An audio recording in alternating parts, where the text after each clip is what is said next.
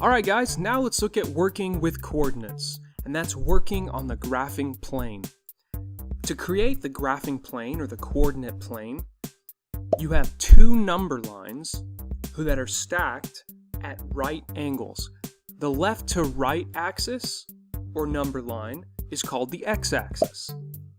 The vertical, or up and down axis, is called the y-axis. And the point where they meet is called the origin. And both of these axes stretch from negative infinity to positive infinity. So to locate a point on this graph, or on this coordinate plane, you have what's called an ordered pair, which is an x-coordinate, or x value, and a y-coordinate, or y value. And together they make an ordered pair. They're always listed x, comma, y. So the x comes first, the side-to-side value comes first, and the up and down value comes second. So on the graph, we have four quadrants, or four areas that are formed by the crossing of the two axes. And in those quadrants, there's a certain pattern to when the x and y values will be positive or negative. So, quadrant 1 is the top right quadrant. And in quadrant 1, the x value is positive and the y value is positive.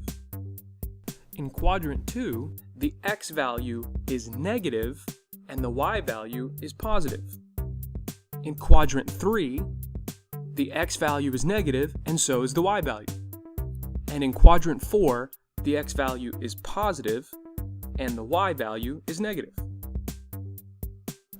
Okay, so let's actually put some points on the graph. Let's start in quadrant 1. We have the point 4, 2.2, which means we're going to go to the right 4 values, or 4 steps, and up 2.2. And of course, it's okay to have decimals.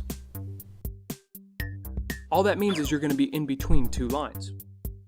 Let's look in quadrant 2. We have the point -1, 2.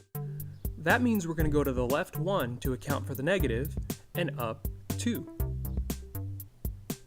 Okay, now let's look in quadrant 3. We have the point -1, -2.1.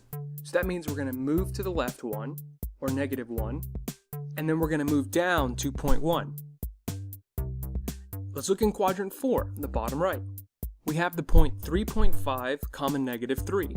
That means we're going to move to the right 3.5, which is right in between the line for 3 and the line for 4, and then down 3, or move -3 on the y number line.